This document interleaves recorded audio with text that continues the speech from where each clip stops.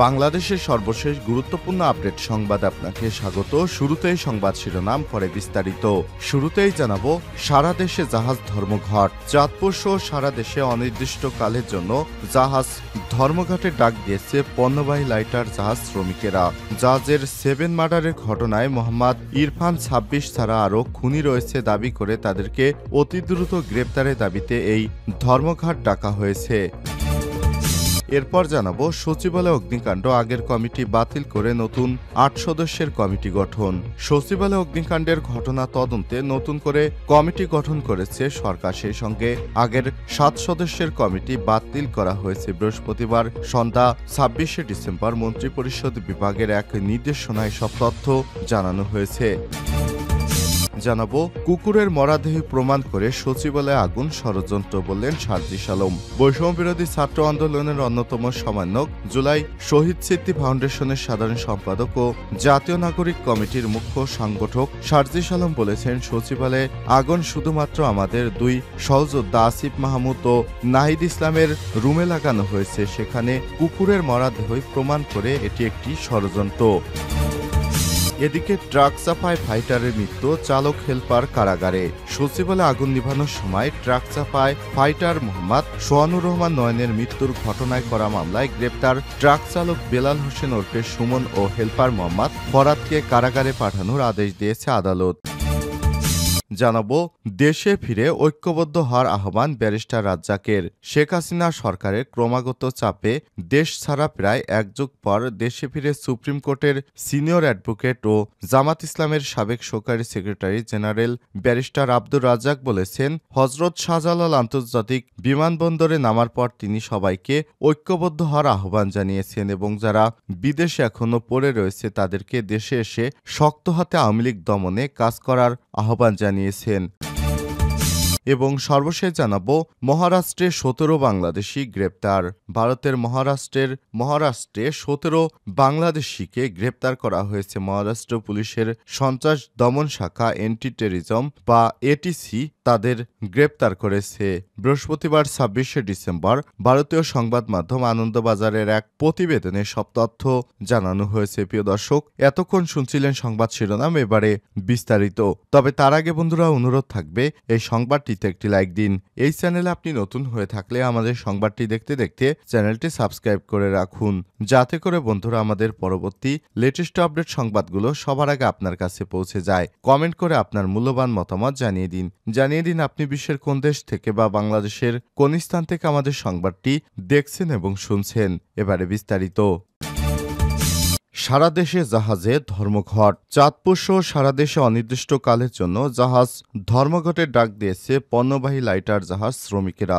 জাহাজে 7 মার্ডারের ঘটনায় মোহাম্মদ ইরফান 26 ছাড়া আরও খুনি রয়েছে দাবি করে তাদেরকে অতি দ্রুত গ্রেপ্তারের দাবিতে এই ধর্মঘট ডাকা হয়েছে। বৃহস্পতিবার 26শে ডিসেম্বর রাত 12:01 হতে অনির্দিষ্টকালের জন্য ধর্মঘটের শুরুর কথা কালবেলাকে জানিয়েছে বাংলাদেশ নৌযান শ্রমিক ফেডারেশনের নেতা মোহাম্মদ হারুনুর রশিদ। তিনি বলেছেন, তিনি বাংলাদেশ লঞ্চ লেবার অ্যাসোসিয়েশনের কেন্দ্রীয় কমিটির সদস্য এবং ঢাকা চাঁদপুর লঞ্চ লেবার অ্যাসোসিয়েশনের সভাপতির দায়িত্ব পালন করছেন। মোহাম্মদ হারুনুর রশিদ বলেন, আপাতত আজ রাত 12টা থেকে পণ্যবাহী লাইটার জাহাজ শ্রমিকদের ধর্মঘট শুরু হবে। যে যেখানে আছেন সেখানেই থাকবেন, জাহাজ চলাচল করবেন না। লোডিং আনলোডিং বন্ধ থাকবে, তবে যাত্রীবাহী লঞ্চ চলাচল করবে। ঢাকা বরিশাল চাঁদপুর সহ অন্যান্য রুটে আমাদের দৃষ্টি থাকবে। অন্য আসামি ধরা হচ্ছে কিনা, চট্টগ্রাম বন্দর, মোংলা বন্দর, বাঘাবাড়ী, আশুগঞ্জ ধর্মঘট নিয়ে অপ্রীতিকর কোনো কিছু ঘটলে সারা দেশে নতুন কর্মসূচি ঘোষণা আসবে। এ সময় তিনি বলেছেন, খুনিদের দ্রুত গতিতে ধরে আইনের আওতায় আনার দাবিতে এই নৌ ধর্মঘট শুরু হয়েছে। যার কথা উঠেছে মোহাম্মদ ইরফান, যদি সে জাহাজে উঠে এবং সবাইকে মারে তাহলে কি করে সম্ভব লস্কর পদে থাকা 5 থেকে 6 মাস কাজ করে ইঞ্জিন স্টার্ট দেয়া?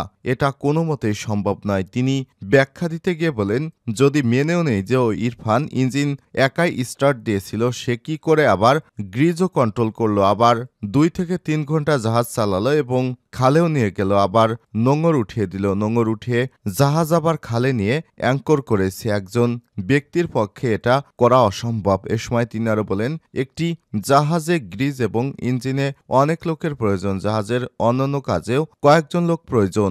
এই লোকগুলো ছাড়া জাহাজ চালানো কাজ ইরফান কি করে সম্পন্ন করেছে, একজনের পক্ষে এসব কি সম্ভব, এটা নৌযান নেতা মানতে নারাজ। তিনি হারুনুর রশিদ নামে আরো বলেন, এর আগে পুলিশ বলল মোবাইল সহ সবকিছু উদ্ধার হয়েছে, কিন্তু কিছুই নেয়নি।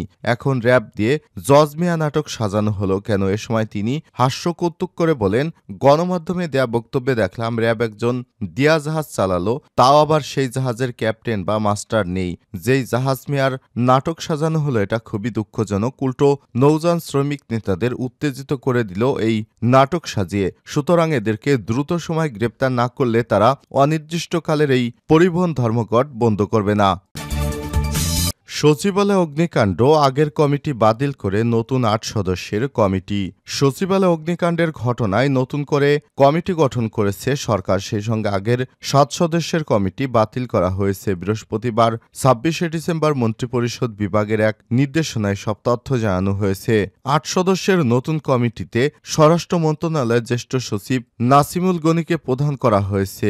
আরও রয়েছেন পুলিশের মহাপরিদর্শক বাহারুল আলম, গৃহায়ন এবং গণপূর্ত মন্ত্রণালয়ের সচিব মোহাম্মদ হামিদুর রহমান খান, বাংলাদেশ প্রকৌশল ও প্রযুক্তি বিশ্ববিদ্যালয়ের প্রকৌশল বিভাগের অধ্যাপক তানভীর মঞ্জুর, ঢাকা সেনানিবাসের commandant CMD brigadier general Mahbubur Rahman Rasel, Bangladesh প্রকৌশলী বিশ্ববিদ্যালয় কেমিক্যাল ইঞ্জিনিয়ারিং বিভাগের সহযোগী অধ্যাপক Mohammad Yasir Arafat, electric and electronics engineer বিভাগের সহযোগী অধ্যাপক ইয়াসির আরাফাত এবং ফায়ার সার্ভিস ও সিভিল ডিফেন্সের মহাপরিচালক। এর আগে আজ বিকাল 3:30টার দিকে মন্ত্রিপরিষদ বিভাগের অতিরিক্ত সচিব জেলা মাঠ প্রশাসন মোহাম্মদ খালেদ রহিমকে আহ্বায়ক করে ৭ সদস্যের কমিটি ঘোষণা করা হয়েছিল। তবে সন্ধ্যা ৭টার দিকে এই কমিটি বাতিল করা হয়। কমিটিতে আগামী ১০ কার্যদিবসের মধ্যে প্রতিবেদন জমা দিতে বলা হয়েছে। কমিটি আগামী ৩০শে ডিসেম্বরের মধ্যে প্রাথমিক তদন্ত প্রতিবেদন জমা দেবে বলে আশা করা হচ্ছে। কুকুরের মরদেহই প্রমাণ করে সচিবালয়ে আগুন, ষড়যন্ত্র বললেন সার্জিস আলম। বৈষম্যবিরোধী ছাত্র আন্দোলনের অন্যতম সমন্বয়ক, জুলাই শহীদ স্মৃতি ফাউন্ডেশনের সাধারণ সম্পাদক ও জাতীয় নাগরিক কমিটির মুখ্য সংগঠক সার্জিস আলম বলেছেন, সচিবালয়ে আগুন শুধুমাত্র আমাদের ২ সহযোদ্ধা আসিফ মাহমুদ ও নাইদ ইসলামের রুমে লাগানো হয়েছে। সেখানে কুকুরের মরদেহই প্রমাণ করে এটি একটি ষড়যন্ত্র। বৃহস্পতিবার ২৬শে ডিসেম্বর বিকেলে তিনি এসব কথা বলেছেন। সার্জিস আলম বলেছেন, সচিবালয়ের আমলারা খুনি হাসিনাকে বসিয়ে রেখেছিল। গণ অভ্যুত্থানের আগে কিছু আমলা নামক দাস ঢাকার বিভিন্ন জায়গায় স্লোগান দিয়েছে খুনি হাসিনার পক্ষে। খুনি হাসিনার পোষ্য আমলারা আজও সচিবালয়ে চাকরি করছেন। তারা চাকরি করলে সচিবালয় কিভাবে নিরাপদ থাকবে? হয় সাদা নয়তো কালা। তাদের চেয়ারে বসিয়ে রাখলে তাদের কাছ থেকে দায়িত্ব সুষ্ঠুভাবে পাওয়া সম্ভব নয়। সে কারণে এখন অপকর্ম হচ্ছে, দলীয় এজেন্ডা বাস্তবায়ন হচ্ছে।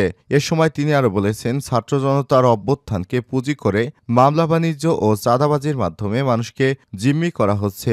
মামলার নাম দেওয়ার সময় টাকা, আবার মামলা থেকে নাম কাটার সময় টাকা নেওয়া হচ্ছে। বড় বড় ব্যবসায়ীদের ব্যবসা থেকে চাঁদাবাজি করা হচ্ছে। এসবের জন্য এত মানুষ শহীদ হয়নি। জাতীয় নাগরিক কমিটি নিয়ে সার্জিস আলম বলেছেন, এটি কোনো রাজনৈতিক দল নয়, এটি একটি রাজনৈতিক শক্তি। সকলের অনুভব করে নতুন করে কিছু দরকার। বাংলাদেশের লিডারশিপগুলোকে ধ্বংস করা হয়েছে। আগামীতে ডিমান্ড অনুযায়ী দক্ষ নেতৃত্ব তৈরির প্ল্যাটফর্ম হিসেবে কাজ করবে নাগরিক কমিটি। এসব নেতৃত্ব আগামীর বাংলাদেশকে নেতৃত্ব দিবে। স্ট্যান্ডার্ড সংস্কার শেষ হওয়ার পরে নির্বাচনী উল্লেখ করে সার্জিস আলম বলেছেন, গণ অভ্যুত্থানের আগে যদি বলা যেত ২-৩ বছর সংস্কারের জন্য সময় দিতে হবে, তাহলে শুধু রাজনৈতিক দল না, একজন সাধারণ মানুষকেও দ্বিমত পাওয়া যেত না। আবার নির্বাচনের সময়কে দীর্ঘ করে দেশের নাজুক পরিস্থিতি নিয়ে যাওয়া যাবে না। গণ অভ্যুত্থানে এখনো ৫ মাস পার হয়নি। তাদেরকে স্ট্যান্ডার্ড সংস্কারের সময় এবং সুযোগ দিতে হবে। তারা যাতে একটি সুষ্ঠু নির্বাচন দিতে পারত, তা না হলে এই সুযোগ খুনি হাসিনা কাজে লাগিয়ে পরিবেশ অস্থিতিশীল করার চেষ্টা করবে। ট্রাক চাপায় ফায়ার ফাইটারের মৃত্যু, চালক হেলপার কারাগারে।